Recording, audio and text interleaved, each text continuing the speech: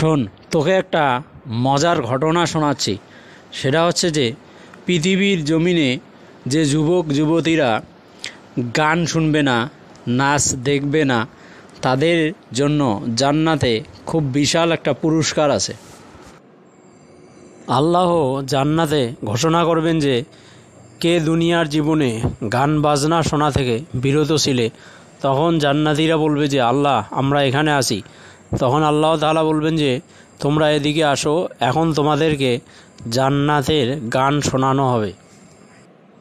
এরপর আল্লাহ হুরদের ডাক দেবেন, তারা এসে তাদের সুমধুর কণ্ঠে গান শোনাবেন। তুই তো জানিসই যে পৃথিবীর জমিনের যে গানগুলো আছে 3 থেকে 4 মিনিটের বেশি হয় না, কিন্তু জান্নাতের এক একটা গানই হবে 70,000 বছরের সমান। আর এখানে মজার বিষয়টা হচ্ছে যে বাতাস হবে বাদ্যযন্ত্রের কাজ করবে, অর্থাৎ বাতাস থেকে বাদ্যযন্ত্রের যে সুর সেটা আসবে। জান্নাতবাসীরা হুরের গান শুনেই অবাক হয়ে যাবে। তারা বলবে যে আমরা তো এত সুন্দর সুর আমাদের জীবনে কখনো শুনিনি। এরপর আল্লাহ বলবেন যে তোমরা কি এর চেয়ে আরও কিছু ভালো শুনতে চাও? তারা বলবে যে সেটা কি? তখন আল্লাহ দাউদ আলাইসাল্লামকে ডাক দিবেন। দাউদ আলাইসাল্লাম এসে তার সুমধুর কণ্ঠে তাদেরকে গান শোনাবেন। আল্লাহ তারপর বলবেন যে তোমরা কি এর চেয়েও আরও ভালো কিছু শুনতে চাও? জান্নাতবাসীরা বলবে যে এর চেয়েও আরও ভালো কিছু কি থাকতে পারে? তখন আল্লাহ তাআলা হযরত মুহাম্মদ সাল্লাল্লাহু আলাইহি সাল্লামকে ডাক দিবেন।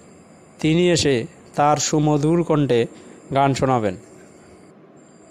এরপর জান্নাতবাসীদের সাথে এমন কিছু ঘটবে যা তারা কল্পনাও করতে পারবে না। তখন আল্লাহ বলবেন যে তোমরা কি এর চেয়েও ভালো কিছু শুনতে চাও? তারা বলবে যে এর চেয়েও কি ভালো কিছু হতে পারে বা থাকতে পারে? তখন আল্লাহ বলবেন যে হ্যাঁ, এর চেয়েও ভালো কিছু থাকতে পারে। আর সেটা হচ্ছে যে তখন আল্লাহ নিজেই তাদের দেখা দেবেন এবং গান শোনাবেন। আর জান্নাতের সবচেয়ে মজার মুহূর্তটাই হচ্ছে যে আল্লাহর সাথে দেখা করা। সুবহানাল্লাহ। বন্ধু, কি শোনালু রে!